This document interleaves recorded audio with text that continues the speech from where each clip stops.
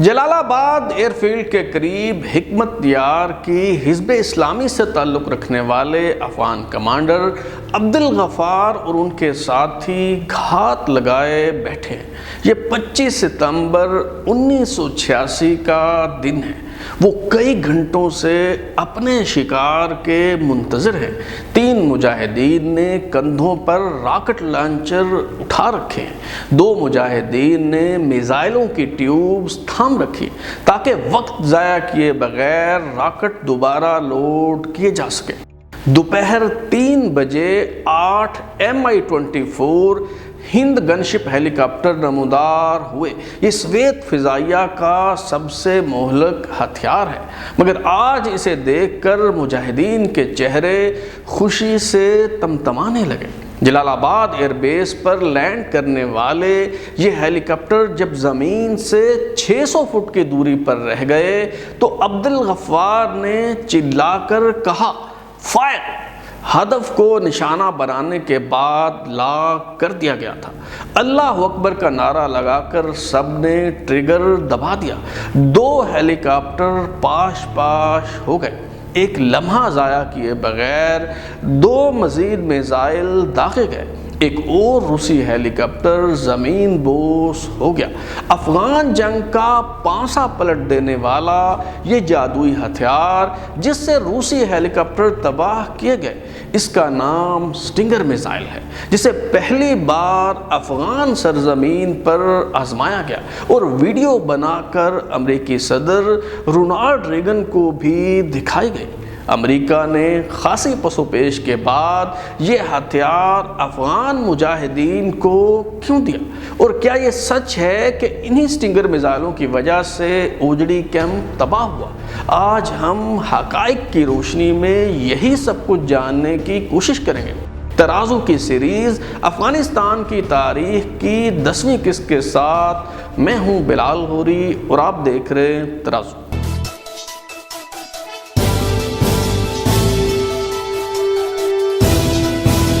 افغان مجاہدین ISI اور CIA کی بھرپور امداد کے باوجود روسی افواج کے قدم اکھاڑنے میں کامیاب نہ ہو سکے۔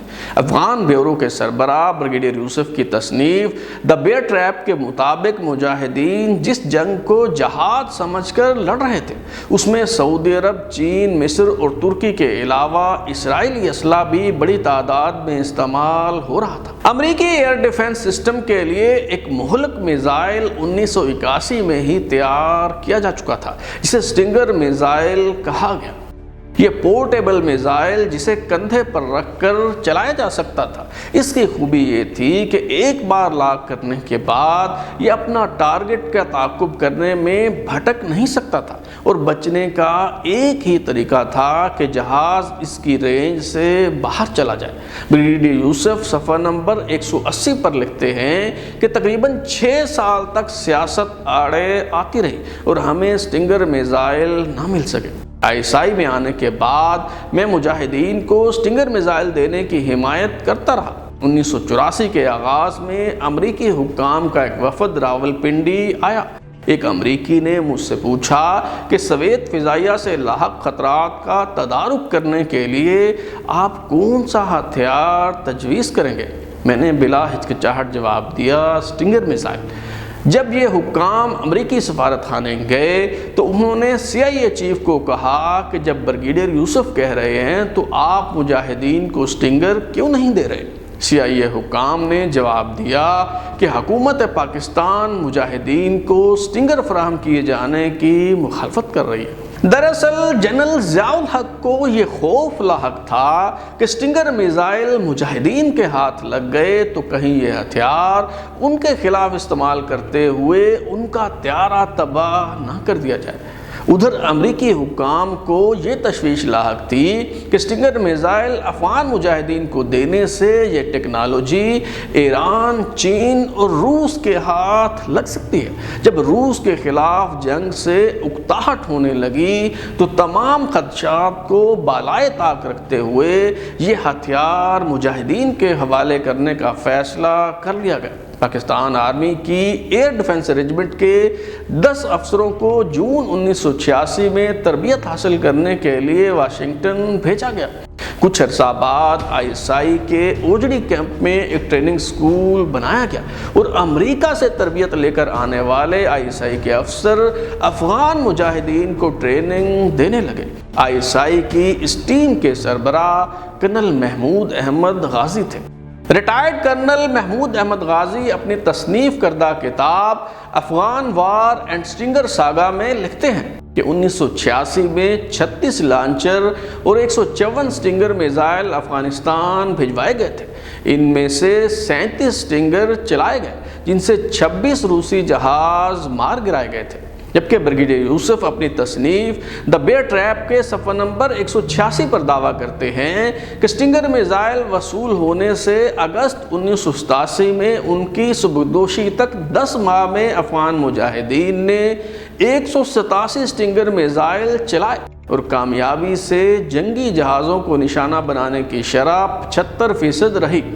5 جولائی 1989 کو امریکی اخبار واشنگٹن پوسٹ نے پینٹاگون کی طرف سے کرائے جانے والے خصوصی مطالعے کی ایک رپورٹ شائع کی، جس میں امریکیوں نے یہ نچوڑ نکالا تھا کہ امریکی ساختہ سٹنگر میزائلوں کے استعمال نے افغان جنگ کا پانسا پلٹنے میں فیصلہ کن کردار ادا کیا تھا۔ رپورٹ کے مطابق مجاہدین نے 340 میزائل داغے، جن سے 269 روسی جہاز مار گرائے گئے۔ یہ کارکردگی امریکی اعتبارات سے غیر معمولی طور پر بلند تھی۔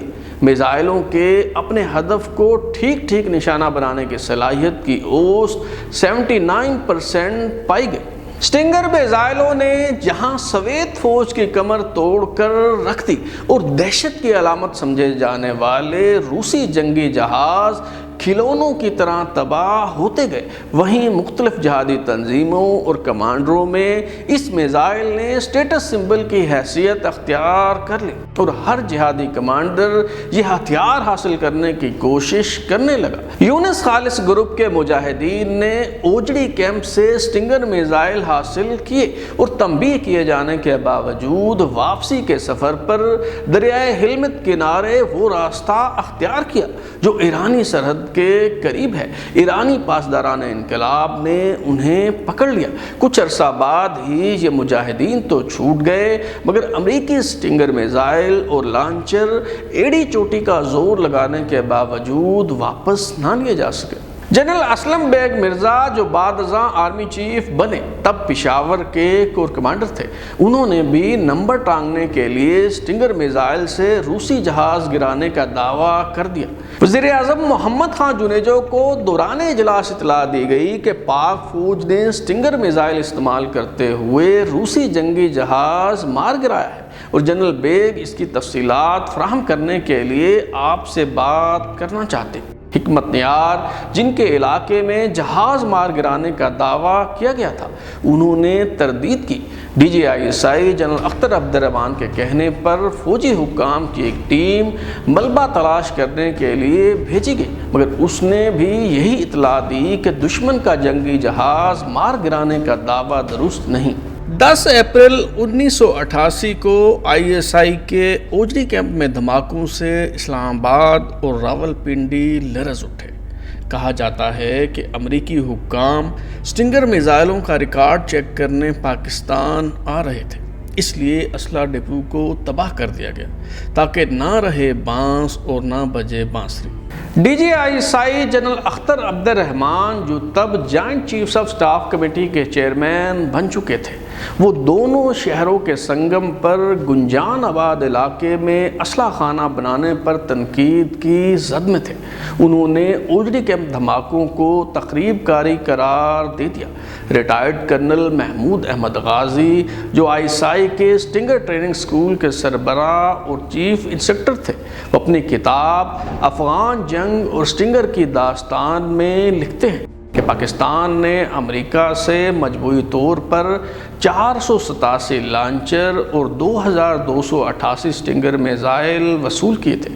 ان میں سے 122 لانچر اور 281 سٹنگر 10 اپریل 1988 کو اوجڑی کیمپ کے مشہور دھماکے میں تباہ ہو گئے، جس کے بعد ہمارے پاس صرف 365 لانچر اور 2007 میزائل باقی رہ گئے تھے۔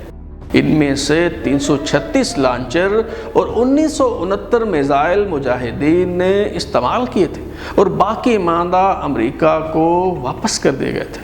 جنرل ضیاء الحق کے معتمد خاص اور سابق وائس چیف جنرل خالد محمود عارف نے بھی انکشاف کیا ہے کہ جنرل ضیاء الحق دانستہ طور پر اس حادثے کو زیادہ اہمیت نہیں دینا چاہتے تھے۔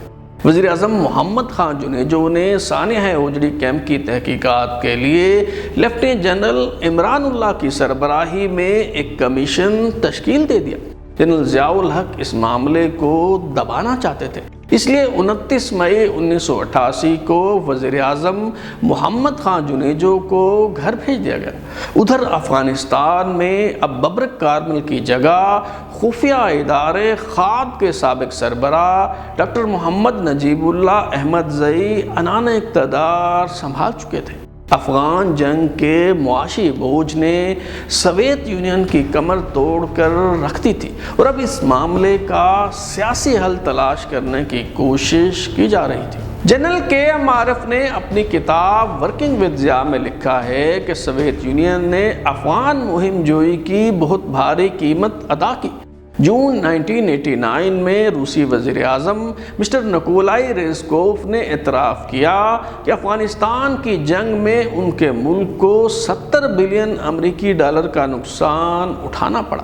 اس کا مطلب ہے کہ اوسطاً سالانہ 8 بلین ڈالر کا نقصان ہوا۔ 25 مئی 1988 کو جنرل الیگزی لیزیچیف، جو سوویت یونین کی بحری اور بری افواج کے چیف پولیٹیکل ڈائریکٹوریٹ کے سربراہ تھے، انہوں نے انکشاف کیا کہ مئی 1988 تک افغانستان میں 13,310 روسی فوجی مارے جا چکے تھے۔ اس کے علاوہ 35,474 زخمی ہوئے، جبکہ 311 لاپتہ ہیں۔ دوران جنگ 800 ٹینک، 1,113 بختر بند گاڑیاں، 7,766 دیگر فوجی گاڑیاں، 882 توپیں اور مارٹر، جبکہ 1486 جنگی جہاز اور ہیلی کاپٹر تباہ ہوئے۔ سوویت یونین کو ایک اور دھچکا یہ لگا کہ افغان جنگ کے دوران یکے بعد دیگرے 3 چوٹی کے رہنما آنجہانی ہو گئے۔ نومبر 1982 میں برزنی فوت ہوئے۔